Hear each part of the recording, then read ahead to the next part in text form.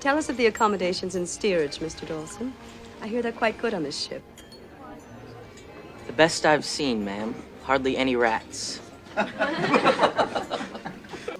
Зарим хүн бусдын өмнө чамайг хошигноод доош нээх гэж оролдох үед сандарсандаа юу ч хэлж чадалгүйгээр дуугаа үлддэг үе байсан. Дараа нь тэр үеэ эргээ бодглохлоор би яагаад нэг ч үг олигтой хэлж чадаагүй юм болоо гэд өөрийгөө зэмлдэг. Надад ч гэсэн юм үе байсан. Гэхдээ дараа нь нэг зүйлийг ойлгосон юм. Өөр төвшний хүмүүсийн хариу үйлдэл өөр байдаг юм байл. Бид нар үгийг дайралт гэж биш тоглоом гэж хүлээж авдаг. Энэ бол орчныг удирдах ухаан. Орчин гэдэг чинь зөвхөн тэр өөрөө хэлээд байгаа юм биш.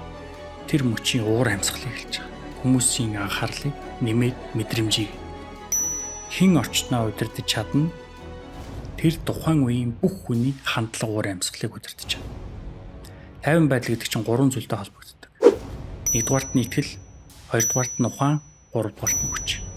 Монголчууд хэлдэг дээ.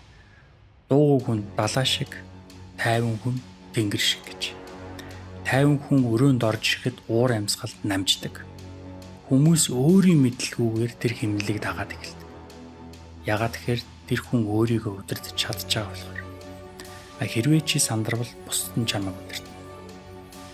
Чи тайвширвал тэр өөрөө чиний хэмнэлд орно.